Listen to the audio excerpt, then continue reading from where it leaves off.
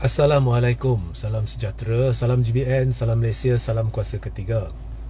Jika audio jelas, tolong maklumkan kepada saya dan share ramai-ramai ya. Kita mengalami shadow ban dan juga sertai saluran Telegram saya Regi Jesse Ritaudin. Jadi baru-baru ini ditularkan ya, ada laporan berhubung dengan kekayaan di Gaza. So ada simpanan sumber asli, khususnya gas petroleum lah, petroleum base ya, yang dianggarkan bernilai beratus bilion, malah ada yang kata lebih dari 1 trilion atau beberapa trilion dolar Amerika. Dan kononnya ini adalah sebab Amerika dan Israel hendak serang Gaza, hendak lenyapkan penduduk Gaza. Okey, so saya ditanyalah sebab orang rujuk kepada perbincangan saya apabila saya jadi panelis jemputan bersama Datuk Zain Muhammad dan Sufi Kamari tempoh hari, di mana saya telah menjelaskan apa yang saya faham berkenaan dengan sebab ya penduduk Gaza sedang disingkirkan. Now, mana satu yang betul sebenarnya apabila kita rujuk kepada insentif untuk melancarkan perang ini, dan apabila kita rujuk kepada pihak Amerika, insentif dia banyak ya. Contohnya bila mereka serang Iraq ya, apa yang anda diberitahu dengan sebab sebenar perang jauh berbeza. Okey, so apa yang anda diberitahu adalah Iraq, Presiden Saddam Hussein ada weapons of mass destruction, senjata yang boleh membawa kemusnahan besar. Tetapi itu sudah disahkan satu penipuan, dan pada masa itu ya, pada masa perang, di media sosial kita diberitahu sebab sebenarnya ialah mereka hendak kawal minyak, telaga minyak. Okey. Dan memang pun mereka kawal telaga minyak dan menggunakan minyak itu untuk membayar menuntut kembali ya kos perang. Ya, so maknanya the Iraq kena serang, tapi Iraq terpaksa bayar balik kos perang itu menerusi pengawalan telaga-telaga minyak di kawasan tertentu oleh Amerika. But is that the real reason? Saya fikir tidak. Kerana banyak penstrukturan semula ekonomi di kawasan Iraq telah dilaksanakan, dan kini monopoli perdagangan berada di tangan Amerika. Macam-macam sebab sebenarnya. There is no one single incentive. Now, kita tahu Amerika dia minyak, dia minat sumber asli, tetapi itu saya kira melihat ke hadapan itu bukan insentif. Insentifnya sekarang ni, Amerika ni dolar dia akan hancur. Kalau kita cerita ada sumber asli, mereka nak teroka sumber asli itu dan menterjemahkannya kepada trilion dolar kononnya. Dan trilion dolar ni bukan overnight you akan dapat trilion dolar. Maybe dia akan dia akan korek dapatkan sumber asli tu. Trilion dolar tu mungkin dalam jangka 20 tahun, 30 tahun dan sebagainya. Okay, so ada banyak tempat lagi sumber bertrilion dolar telah ditemui, sama ada sumber gas asli, petroleum mahupun mineral yang the rare earth mineral di banyak kawasan di dunia, termasuk di Malaysia ditemui. So mereka tidak akan melancarkan satu perang untuk contohnya menghapuskan penduduk Kedah, tidak. Tapi Kedah ada REE ya, dan masih kita menerusi proses pilihan raya biasa, dan akhirnya Perikatan Nasional menguasai Kedah. Tidak ada perang di situ. So ini bukan, bagi saya bukan insentif. Insentif sebenarnya ialah sekarang, pada bila-bila masa. Dan kita, bila saya kata sekarang, saya maksudkan dalam tempoh terdekat, mungkin 2024. US dollar boleh pupus, boleh hancur.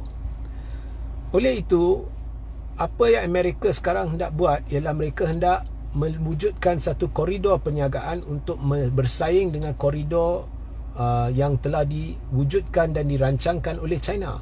So China cuba menghubungkan beberapa zon di seluruh dunia di darat dan juga menerusi jalan laut, ya. Dan negara-negara ini sekarang sudah beratus negara, 150 lebih negara terlibat dalam Belt and Road Program China.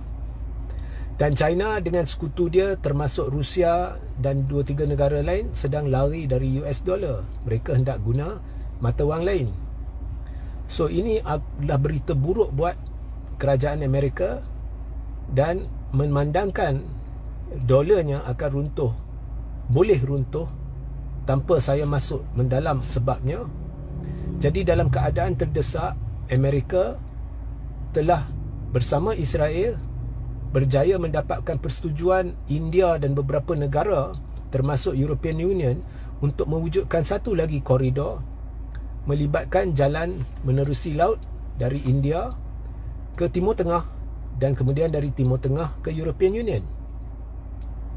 Dan mereka amat-amat terdesak untuk melakukannya segera dan dalam satu persidangan yang diadakan di New Delhi pada bulan September, 10 September yang lepas, perkara ini telah dipersetujui dengan syarat ada kawasan zon selamat di situ, ya, di kawasan Timur Tengah.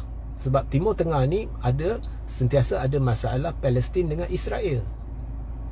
So bulan September mereka bertemu, bulan Oktober Hamas melancarkan serangan.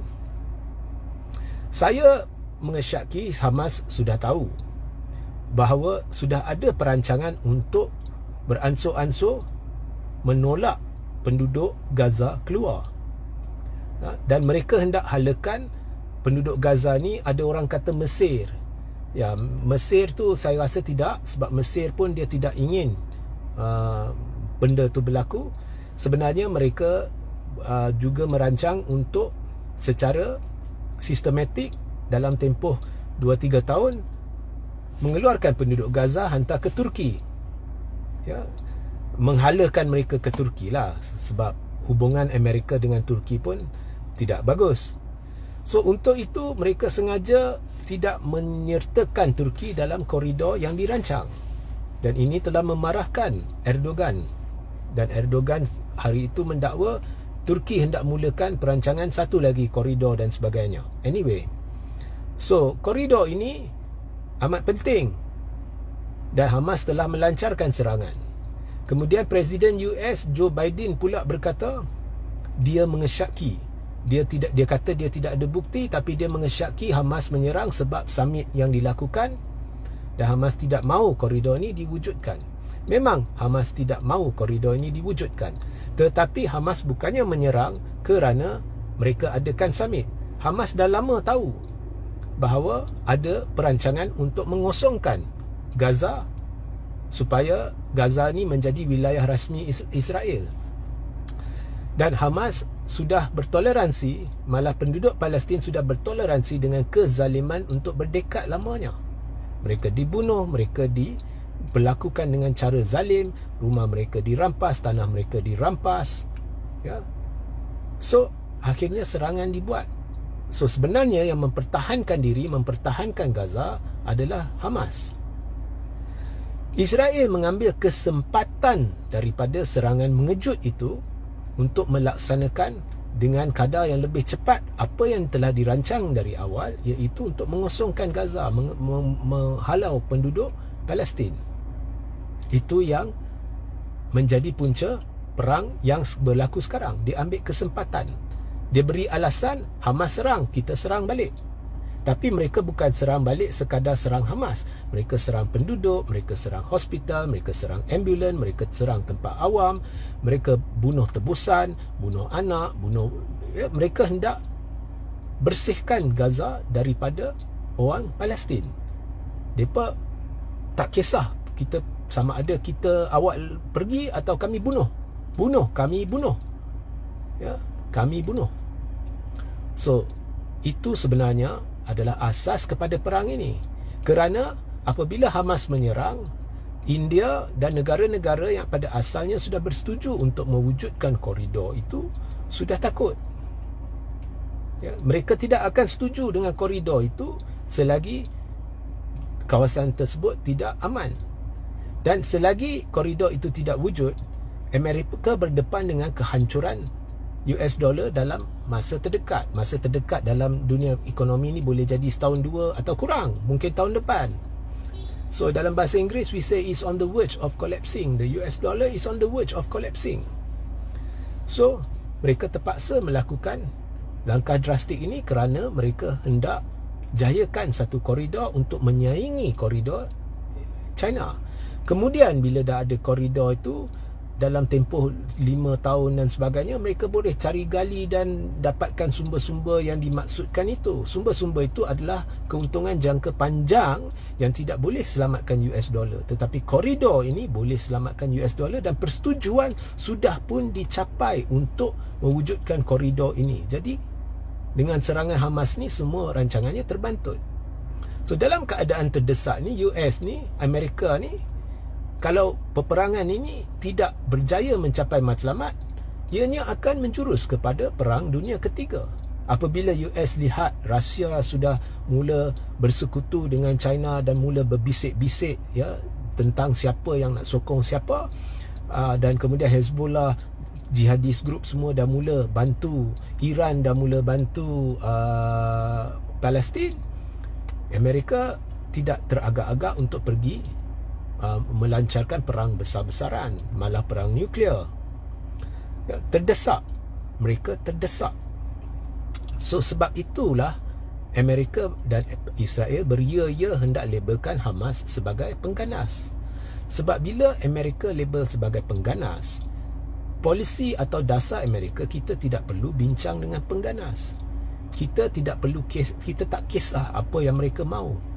Dan sebab itu mereka beria-ia hendak labelkan Israel sebagai kumpulan yang mempertahankan diri. Kerana di dalam dasar Amerika, orang yang mempertahankan diri, orang yang memerlu bantuan adalah orang yang diberi keutamaan. So itu menjadi asas kepada perang di Timur Tengah setakat pemahaman saya.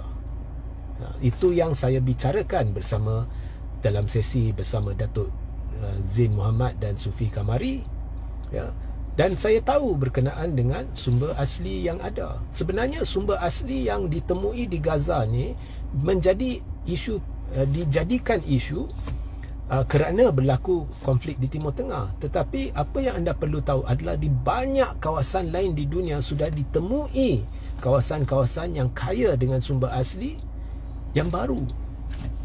So tak logik untuk katakan segala yang berlaku ni adalah sebab sumber itu. Sebab Amerika ada akses tu banyak kawasan yang baru yang sudah ditemui, ya. So itu penjelasan saya lah, itu pembacaan saya lah. Dan saya nak tegaskan, boleh juga jadi isu sumber asli. There is definitely more than one reason. There is multiple reason untuk mereka sampai ke tahap ini, sampai serang, sampai bunuh. There is multiple reasons. Tetapi bagi saya semuanya bersandar kepada US dollar, ya, jangka kesihatan US dollar. So sehingga kita berjumpa di live seterusnya. Assalamualaikum, salam sejahtera, salam GBN, salam Malaysia, salam Kuasa Ketiga.